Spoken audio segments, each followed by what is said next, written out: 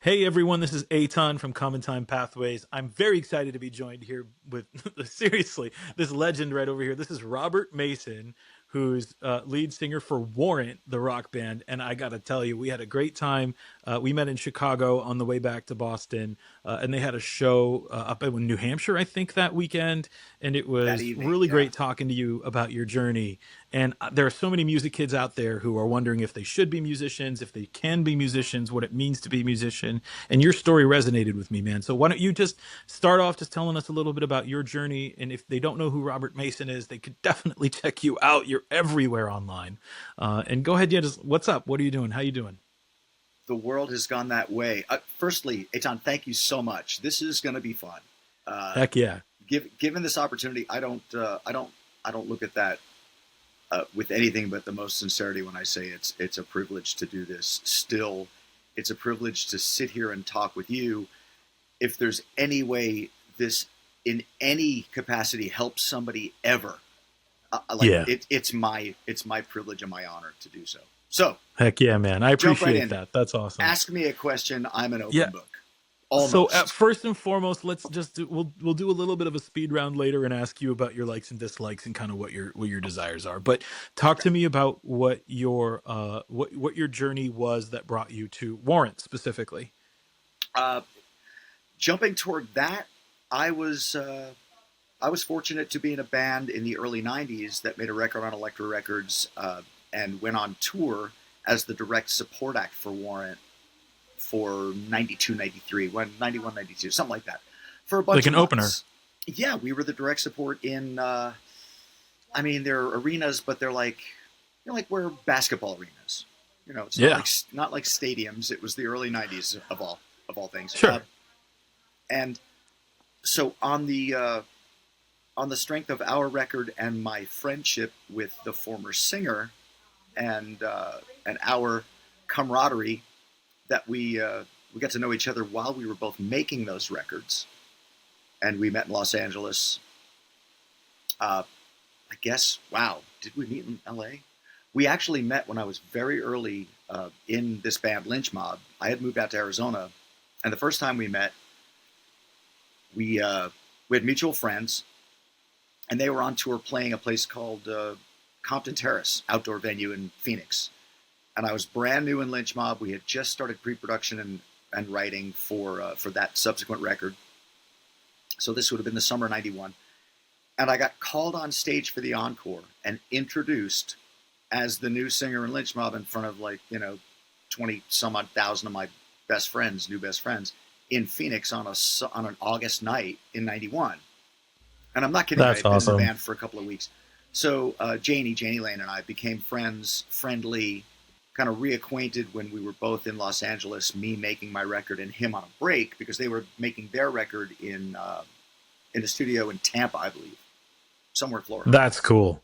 But it's all the people you know, right? And we have whole Just being a discussions good about being a hang, good hang. Bro, Right. we have so many conversations with artists about just being a good hang, just being a good Yeah. person to chill with.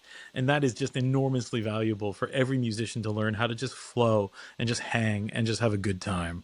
And let me talk to you really quickly though, because you told me on our travels that you were on track to get a law degree, right? Well, I was always and a language, English language, little German in high school. I was always a language and linguistics and just a bookworm of a kid, and I knew I was not going to be a math or sciences guy. Okay at sciences, but past geometry, like higher math and all that, engineering, being a math teacher, being anything like not for me. Uh, like the joke I use in interviews is like the two words that describe me best are good with math. Uh, Wait, what? Again, see what I mean? Therein lies the joke. So in college, just going for your basic liberal arts degree, but like then English, English major. Okay, I could be an English teacher. I could be a journalist. I was involved with the newspaper in high school and college, so that was kind of like your track. And then like, well, poli sci. Then you take some, you know, politics classes, and then you're thinking, well, maybe pre-law. So I was headed that way, and it was always You kind were of you got an English major. It was, You got yes, an and it was, English degree. Did and you it was did you pushed to watch? me. Little Bobby's always going to be a lawyer when he grows up. You know, like he's not going to Sure, be. So my dad was an engineer, and it was not little a math. Bobby. Well, you know, God. I was named after my dad. I was Robert. Oh yeah. I But mean, do you remember Avenue Q? The when Princeton gets a degree in English. You remember that musical Avenue Q? yep, And the whole vaguely, song at the yes. beginning is, "What do you do with a With BA in English? Who the hell majors in that?" It's just a fun. And he was like, right. "Apparently, you become a rock star. Cool. Yeah, keep well, going, keep going, keep going." one day you're driving to class and you're just like, why do I have an 8 a.m. poli sci class? And I'm like, you know, as a sophomore, and then you pretty much say, well, I'm listening to the radio, and music was always something in the background. My dad had a very, very short, stunted career as a singer in the doo-wop era of the late 50s in New York City. Uh, got ripped off by a manager was the best story I ever heard as a Ripped kid. off by a manager? I can't imagine. In the 50s in New York? No way. I know. Right, and it goes against everything I know about the music business now and everything I know about ethics. So uh, he went back to school, City College, which became SUNY, aeronautical engineer, got a great job, married my mom, raised me. For the first 5 years, I was an only child, and then my parents got the idea to go, like, we're going to go to have a better life for our kids. Dad's got a better job. Mom's a stay-at-home mom. It's the late 60s and The early 50s 70s, and and 60s dream of a one income, two totally. car household. The Simpsons And we're going to model of move. American living. Right, let's get out of the Bronx and move to the burbs. Oh, New Jersey. Like, you know, it's Long Island or New Jersey. You go south or you go over this way towards the ocean. I won't have you argue about which one you should have chose. Let's just move right past the Long Island versus New Jersey versus Westchester versus. Let's just ignore Yeah, that conversation real totally. quick. So that was my earliest memories are singing 2 and 3 part harmony, like innately understanding that from my dad on long car drives back to Long Island or back to the Bronx on the Long Island on the LIE, you know what I mean, or like going for holidays The because lie. we were It's called the still lie because it's called the lie because it's not the LA, fast. It's not expressed to anywhere. right, LOL on the LIE. Oh my god. So right, and holidays. Oh my God. So again, all those memories of holiday traffic, but the radio and music and my parents spinning records on the weekends when they were home cleaning, you know, because my dad was a 9 to 5 and my mom would stay home. All of that music just imprinted on my everything from pre-birth. So I understood the relationship of music before I could read or do math or, you know, any of that. I had favorite songs I would sing along with my dad, and I was one of those little kids who just parroting my father. That's where I get this from genetically. My brother has it too. My brother can sing and play guitar.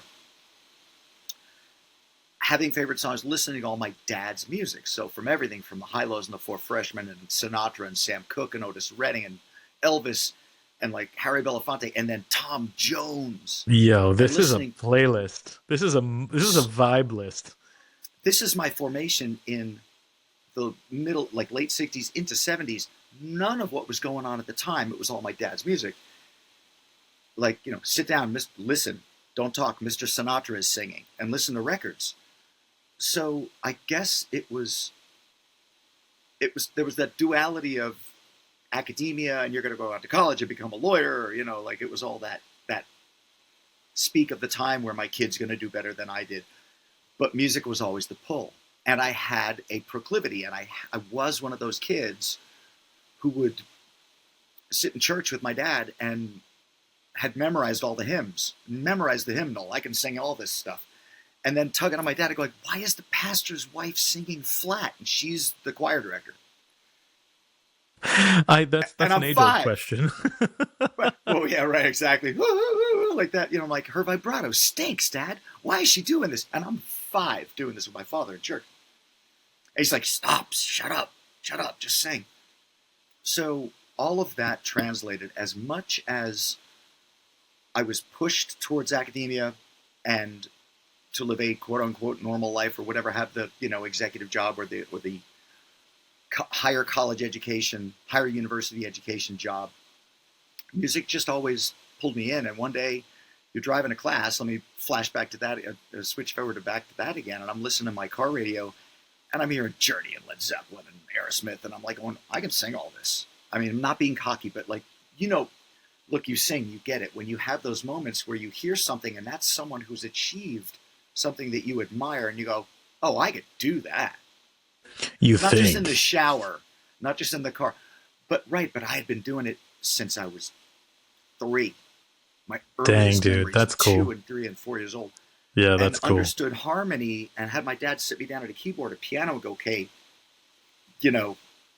here's a C major chord, here's this, and here's the, not inversions, but just first position, just major Yeah, little chords and root stuff. position And chords. Yeah, man. yeah.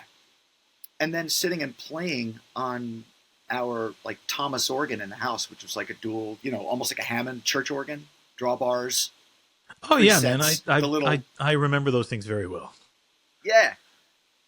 And then translating to grade school, where the teacher would have everybody else go up and sing the Pledge of Allegiance and stand. I was relegated to the piano to play it for my class. There you go. There you go. I got to sit down. And I was never in the chorus in school. I was in plays or holiday presentations, but I was in the background. I never took solos. I was in, singing along, shy, quiet, thinking I'm going along this track of grade school, high school, college, grad school, be a lawyer, because that's what was programmed into my head. And I had this epiphanal moment where I'm driving to college going, why am I doing this? I could do this. And at the time, Yeah, man. I wanted to be a rock kid. I wanted Yeah. to be Steve Marriott, Janis Joplin, Sam Cooke. I was reading Tom Jones, blew my mind as like a 9-year-old. Yeah. Where I'm Yep. watching TV going, I mean, whoa, you could do so that. yeah, no. So like So everybody right now who's listening to this, who is a parent of a high schooler or a middle schooler, or maybe you are that high schooler or middle schooler who's kind of in the back, doesn't really kind of stand out with their voice. They want to like, they're super musical, but you're like, maybe you're a bookworm and you're just not that lead singer person in the musical. Like maybe you're not the person who got the solo in choir. Like that doesn't, you could still find your way into being a rock star because this person right here did it. And it's I just was because it's never that music kid. imbues you. Music imbues Yeah. you, right? And that's what's important, especially when you're in a professional musician. Who cares if you're leading the choir in high school, so long as it imbues who you are. My friends from high school can't even believe what I do for a living. Dude, it's I They're want like, I believe like, it. I'd not love to you. be a fly on the No wall. way. It's funny. So when But did you so make then, that choice? Like, so you went off. You went. Yeah, keep going, man. Keep going. I don't want to stop your story too much. got in a band that was even at the time writing songs of like half original, half cover music, because you could play in the middle 80s. Let's just call it 85, 86. By then, you could play music and get paid for it in like cover bands, or going on a. Yep. You start on the Tuesday night and audition, or you do this, then you become a house band in a bar or a club, then you start playing bigger clubs, and it's a gradual ladder. I did that to cut my teeth, and at the same time realized, with crap monitors and cigarette smoke, which I never smoked, didn't drink at all at the time. I was like a super milk and cookies, straight-laced kid, thrown to the wolves in the bars of New Jersey, New York, Connecticut, and then all over Eastern Seaboard.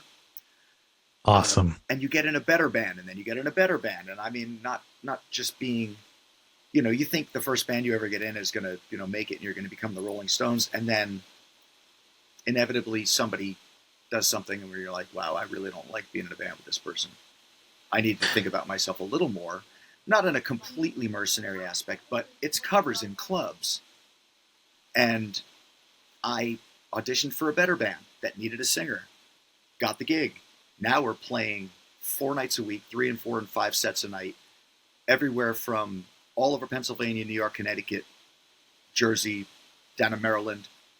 Summers at the beach in a beach house, playing 5 nights a week in the same club, 6 nights a week in the same club, 4 sets a night, in battle conditions.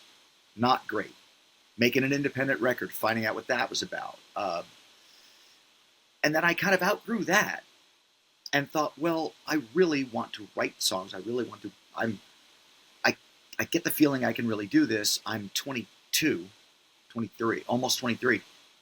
So I stay in that band, get a job in a different band, start working, driving on my 1 day a week from the Jersey Shore into Manhattan, back to New York City, because can't That's take, where the center of the world is. you can take the kid out of the city, right? But at the time, there was no Los Angeles to me. It was like the record companies are up there, the better clubs, the A&R guys, all the A&R weasels that come out and see your band, like doing the showcases. A&R weasels. Oh man, back in the days when you needed them. Trying not to disparage, but they know that who they are. And I love some of them. And I'm still friends with a couple of guys who were like real high A&R guys in the 80s and 90s. Heck yeah, man. Fantastic people. So shout out to Michael Alago. Hey, Michael. What's up, Michael? So come be on the podcast. Tell us your stories. So I get a gig with a band in the city. I'm writing with another band in the city. They both want me as the lead singer, and I'm going back down to Jersey to sing 4 sets a night, 5 nights a week with this band. So I sang whatever that summer was, 88 or 89. I sang every night of the week, 4 and 5 sets for 5 nights. Drove a couple hours up into Manhattan for rehearsals, writing, and recording sessions the other night or 2 of the week, from like before Memorial Day till after Labor Day in that year. Bro, that's you cutting your teeth, man. That was you getting all of those skills sharpened up. And what I refer to as touring maturity. Granted, it's not in big venues, but you experience all the highs and lows, every good and bad thing that can happen to you, and it shapes you and it seasons you. You become mature. You become like, what if there's no monitors? Oops. And you have to sing, because show must go on. And you maybe hurt your voice a little bit. It's not the greatest environment in the world, like, because of cigarette smoke. And again, I didn't drink. I would drink like water and club soda, and like, just whatever I could do. With limes, so they think you're drinking. But those limes are full of bacteria. You don't want those. Yeah, but But yeah, so it looked like a cocktail, totally. The lime is full of bacteria. If that's your concern, it's not that high. If you've ever watched a bar back cut limes, I mean, again, not to disparage people in the bar. I got you, but the citric acid will take care of a little bit. It'll be all right. It's all right. It's all right. Your body does. You can't live in a bubble, bro. Come on. Then you'll find out tequila will kill almost everything. True. Right. True. Not necessarily encouraging drinking around here, though. No, and I was an athlete first. Here's where I have an advantage. Oh, that's cool. I wasn't the kid on the couch trying to cop Led Zeppelin riffs all day and cutting school. I was focused, and I was an athlete through college. What'd you play? So I think I had a genetic advantage, soccer and lacrosse. Damn, they had lacrosse back then? Long distance runner. Ha! Wow. Ouch. Sorry, man. Most of us learned about lacrosse. Okay, come on.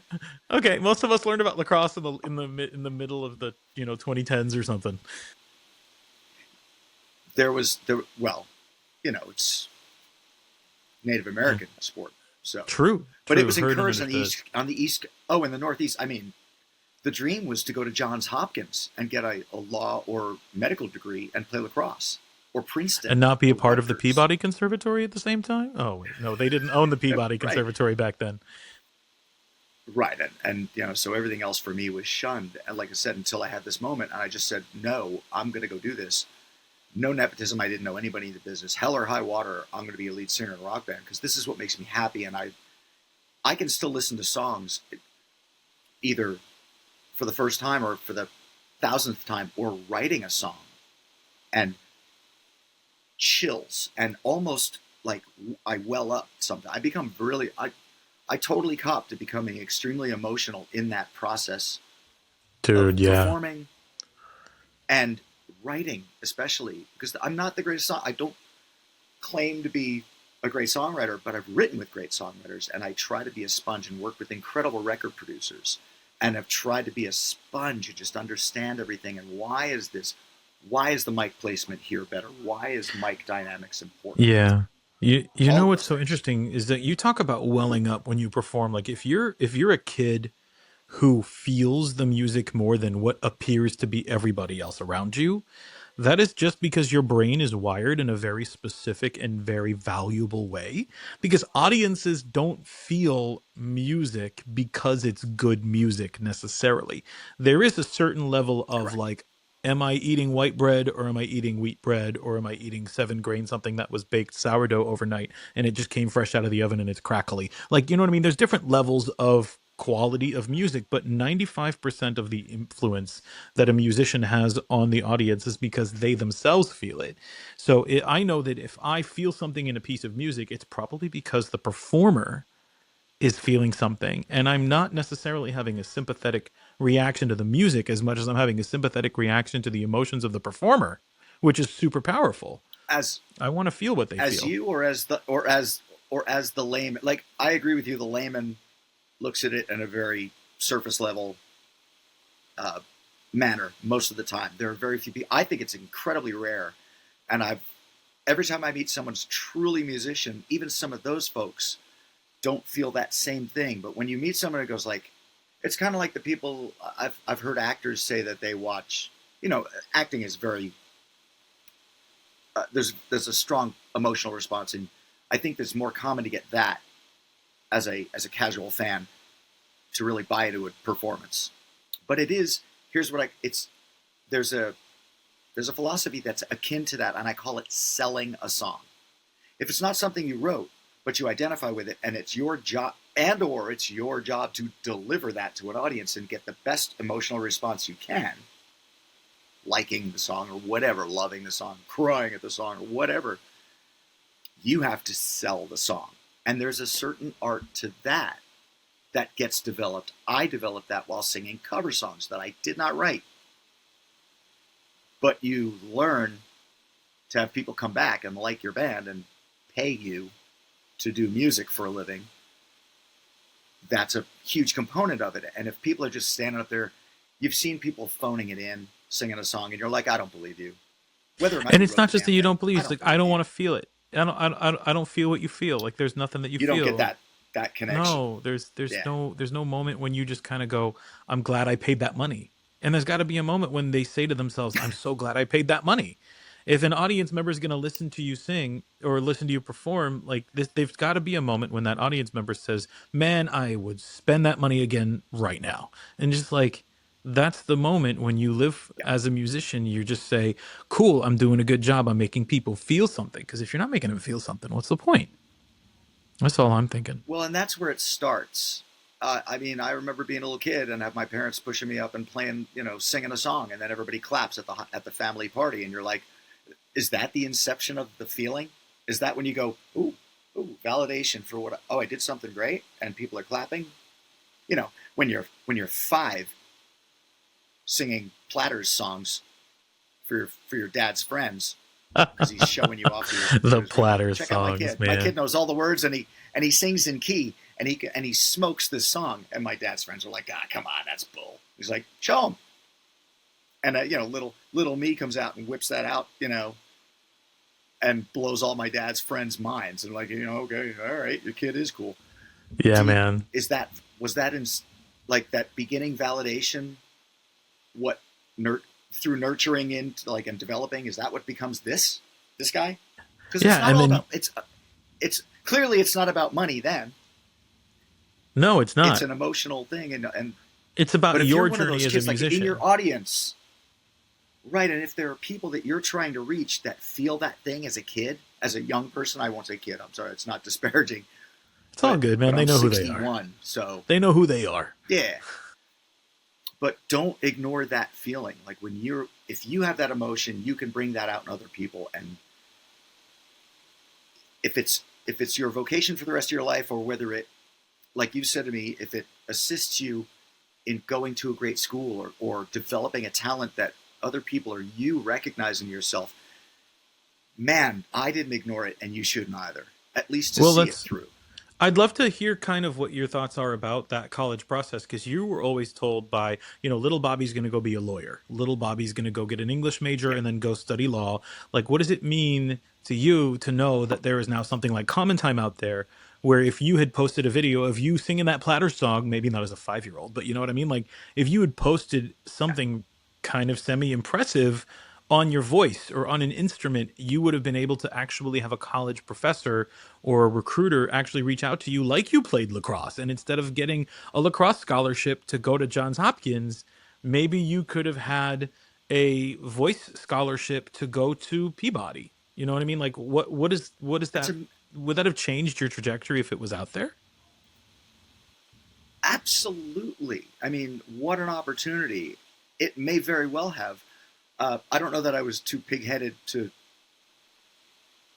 I was very enterprising, and I was pretty much a hustler, where I'd go out and you want to get in front of the right people and create opportunities for yourself. That never existed. That would have been an immense goal to strive for, and another avenue, Yeah. much needed, by the way. Thank you, wonderful idea. We were all music I know teachers trying to make it I happen said for it our on the kids, right? plane, man. Exactly. I had great music teachers. I had a great voice coach. So to have an opportunity like that when you're young and full of doubt and like, can I really do this? I think I can. You know, confidence is a snowball. If you get a little bit, it rolls down the hill, it gets a little bigger and bigger and bigger. It has to start from somewhere, and that's a wonderful opportunity. I might be in a different place. We might have been contemporaries, although I'm older. Yeah, definitely. But you will certainly look a lot younger. You look good when you're 100. You'll look like you're 60 finally. But in the end, it's That's what I'm absolutely shooting for. hilarious. Yeah, I know. In the end, I think the really cool thing is that little nugget of confidence. I mean, for how many of us musicians is that the music teacher? How many of us is that one moment that music teacher said, "Listen, why don't you just take that little step, just do that little thing, and be good at it, and be successful at it, and then let that stuff ooh, snowball, and just get bigger until you actually can really start to feel yourself comfortable in that space, because comfort is huge. You can't see yourself Yeah, being a professional if you can't feel yourself being confident in that space. and right, and in my case, again, not to harp on that, but back in that time before internet, smartphones, YouTube, the the musical game shows on TV where someone wins, whatever. Uh, you had to go out and start from scratch and do it grassroots.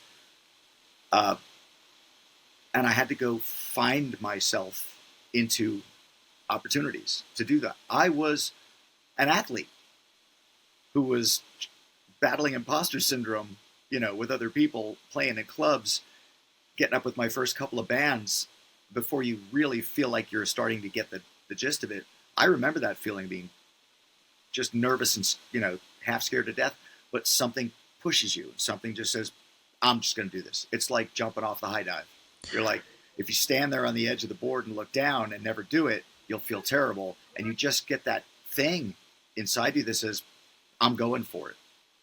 Yeah, man, and that's when all of those things. That's when you driving around and doing 7 nights a week of singing and writing and just being a part of it. When you finally immersed yourself in that, there's the love, that drive, that passion that so many of us think. To be a professional musician is hard. It is hard, but to me, it's almost like when you look at a kid who has that drive, that drive, that love, that passion, that fire under them, you almost want to look at that kid and just remind them that they've got, and unfortunately they're all so young when they're there. You know what I mean? We find them when they're 15, 20, 25 years old, and they're really burning with passion, and they're putting out music, and they're making music, and they're deciding that they want to be musicians. And in that moment they're like, am I going to make it? Am I going to make it? Am I going to give up and go work at a bank? What am I going to do? Am I going to turn corporate? And for me, everybody has that same thing when they decide they want to be a lawyer and they go to law school, when they want to be a doctor and they want to go to med school. There's always a moment when they say, am I going to make it? Am I going to make it? Am I going to enjoy this? Do I really want to do this? Every hard thing you could ever do has that. I started CommonTime Pathways scared to death of what if this doesn't work? What if this doesn't work? What if I fail? What if I have to go Of back? course. Who cares if you fail? The whole point is that failure is a part of your growth. You're not starting from failure if you fail. You're starting with everything you learned because you failed. And there's so much learning that you can get from that. And as a professional musician, that drive to keep going and that drive to push through that failure, get up and keep moving, that's something you have to learn in everything great you have to do, not just being a musician. Well, and exactly, I'm not sitting in a, whatever you consider success or and failure. Those lines are blurred, because I mean, a failure. I was always taught about having heart, and about the typical cliche of, it's not how many times you fall, it's if you can get up and what you can do afterwards and learn from it. Failures Dang aren't right, man. the end of the world. Absolutely. Everybody who you perceive as a success has failed more times than they've succeeded, Absolutely. by and large. Absolutely. And it really is not letting, if you really have the drive and really want to do it, not letting little setbacks, like, just call it small stuff. Everything is small And stuff. it is small stuff, but it actually harkens back to Roger Federer gave a graduation commencement speech to college students before, talking about failure and really trying to get them to understand that failure happens all the time, even in a champion's life. That even if you're the most successful person out there, you fail Yeah. very frequently. And it's interesting to think about, because Roger Federer, everyone thinks is one of the greatest tennis players known to mankind. And he asks them, like, how many matches do you think I won? And the answer is, I've won 76% of my matches. And it's not only that 24% of my matches I lost. It's not only that I fail 26% of the time, but it's more than that. Because if you ask me how many points I've won versus how many points I've lost, his answer was 54% was the number of points that he wins. So he actually fails 46% of the time. And that's what turns him into a world champion. So if you fail more than you win, you can still win in the long run if your wins are important and are driven. But if you want to be like the best of the best, you have to win 51% of the time. Just have to win a little bit more than you fail. But making failure an Yeah. everyday part of your journey sounds like what every single successful person has to figure out. And it seems like you figured it out too. So talk to me about a failure, right, bro? What do you got? I mean, yeah, lost record deals, through having experience with the music business and having a not getting, not having an audition go kind of not the way you thought it was going to go. Thought you did great, not get the gig. I mean, it's happened to me a couple times, All the time, man. and I've got a few. I mean, probably maybe half, maybe more. But you're right. The victories, in hindsight, the victories far outweigh any losses, and you take that as part of the process. It's not a failure if you learn from it. That might be Right. dumbing it down a lot, but it's gosh, that's true. What did you get, man? You got to say, like, okay, I lost that deal. Like, I didn't get that record deal, or I didn't get that spot. I didn't get that job. I didn't get that show. I couldn't open for this group, or what? Like, what you learn from it is important. It's like how do I get myself ready for the next round of opportunity? And that's like the other thing we talk about: luck surface area. It's not, are you lucky? It's how open are you to receiving luck? Because if you have very little luck surface area, it's just going to pass you right by. Open yourself up and learn from, how do I make myself more available to that? How do I prepare myself for the opportunity when it arrives so that luck favors me because I'm open to it? Well, preparedness and hustle and finding yourself in the right. When people say, "Oh, it's all about who you know and it's the right place at the right time." Well, how does that occur? That occurs by you, as you said, perfectly said, opening yourself up to all those opportunities, maxing out everything you can think of and everything you can research. And now there's so many avenues to educate yourself about the process. And you can hear in a second, in an hour, I could find 1,000 people's interpretations of their personal experiences telling me about their process of success, failure, and however you want to gauge success. But I know exactly what you're saying, and I I think hear you, about it man. now. I didn't think about it at the time because I was young, and granted, technology was different. But I found myself opportunities. I would go to jams in the city, being the kid that nobody knew, with musicians who were way more successful than me, and or gifted and amazing talents, and get thrown to the wolves by someone who was my mentor. And it was like, oh yeah, put the kid up there and sing. And not dropping names, but I'm around a bunch of session musicians on a Wednesday night jam at the China Club in Manhattan, and they're on all the Those records are I real hear, cats, and man. Those are heavy they hitting are all cats. in huge tournament. And if you stink, you don't get asked back. But and I walk up to them and I go to the horns section, who are okay. It's the Uptown Horns. It's like, G. Smith and those guys, and it's like, but Billy Joel's drummer at Liberty is sitting in, and there's Dang, okay. Elliot Randall from Steely Dan playing guitar, and I'm like, and I go back and I'm like, "Darlin' by the Beatles," and they look at me like, "Oh, shut up, kid. Just start the song. Just play it." Do you know this song everyone's heard Play it before? for this idiot, Yes, right? yes, we know it. Shut up, pick a key. And I'm We like, don't right, care and which I'm like, one. yeah, it starts with this ninth. It starts with this suspended thing, and they're like, yeah, we get it. And then they go, and I go, oh, darling, and run through the song. And again, I took a chance. I was living in Jersey at this time. What am I, 20, whatever, very early 20s, maybe just 20, not even legal to drink. And I went and did those jams where you just show up, and nobody knows who you are, but they get to know who you are. You make yourself an opportunity here and there, and I had to push. Luck surface area, man.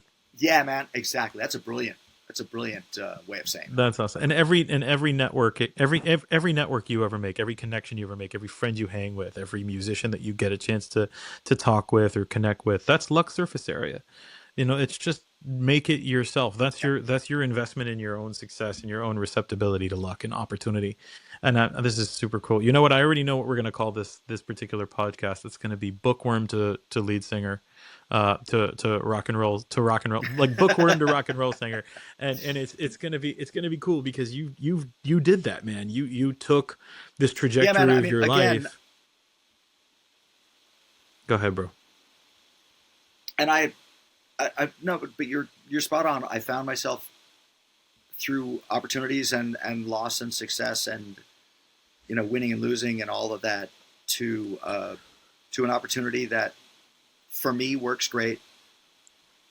I dumb it down for people. I'm like, look, I commute on airplanes. I work for an hour and a half. I get paid okay now, which is great. It's good for me. It's like I can sustain a living as a professional musician. Right. And I have a band with a legacy of songs, and granted, they're not all mine, but I can continue that. I make audiences happy who are happy to purchase a ticket. Thankfully, I owe them it's how I pay the mortgage and all that. So yeah, it's a man. beautiful thing. But you have to take a certain amount of accountability and pride and say, like, I earned this. Yeah. I'm not an imposter. I actually can do this. And I found a way. I worked through it. But like, CommonTime seems to me, again, great idea. And when you said the parallel from sports, I was like, immediately I got it. Like it's not an elevator pitch because we were on an airplane. The airplane pitch was so concise and brilliant that I instantly got it. And it was like, again, wow, if I were 12 to 20 and this opportunity was offered to me in any way, shape, or form, wow, would I have loved that. Dude, I dig it, and I appreciate the support, the faith. Yeah, it's a lot of fun being in a space where I get to bring together not just the kids, but their parents, their teachers, the college recruiters, everybody. It's a lot of fun to be CommonTime right now because people are getting excited. If you're not an athlete, you still are worthy of getting recruited to go to college, and it's so great to see everybody resonating with that. No, it's fun, man. But listen, the from elevator to airplane to podcast, it's been really cool hanging with you. And the next time Warren's in town, you bet I'm buying a ticket. I'm gonna come hang out. Well, hit Um, me up. yeah, man. Hit me And up. You're then my guest. You're not buying a and ticket. I You and appreciate that. yours. Oh, I appreciate that. And then I'm hanging out with your drummer in Anaheim this week for the Nam show, right? He's hanging out. Or is that is that your guitarist? Who's out there? Uh, who is out there? One of my Somebody was guitar there. players will definitely be there. It's funny. Yeah, I got hit up by a whole bunch of people if I was, to ask if I was going to go to NAM. And Yeah, at dude. this point, I don't have endorsement companies that I need to kowtow to. I don't have signings that I have to do right now or anything like that. The hang doesn't do anything for me. I don't, really. It's Sitting there funny. sipping a seltzer My with phone sitting blew there up sipping a with like, seltzer "You with guys are barback off. Are line. you going to NAM?" I'm like, Just ah, hanging out. you know. Oh man. Uh, I understand the value of it. I have a couple of friends who do scoring and soundtracks at a very high level, and they need to go talk Cool. to their companies, and they really want to go see people. So, but for me, I'm taking my uh, month and a half off, and I'm digging into an old car. So I'm Heck yeah. What I'm kind of car? wrenching on an old car and restoring 1964 Corvette. Shut it, dude. You're working on a 64 Corvette? Yeah, I bought the car a year and a half ago, and it's getting. I don't want to tell you how much work it's so apart. It's so apart right now. Dude, but you're a gearhead, man. That's cool. I didn't So know that you're not just a gearhead in yeah, terms of NAM, you're a gearhead for your car, man. This is cool. I'm uh, I'm somewhat mechanically inclined. The electrical stuff is an absolute mystery, but I have a really good restorer who's a neighbor and a friend who's working on the car right now. While I'm doing this, he's probably buried under the dashboard with like you know 300 wire connections doing that for Jesus. me.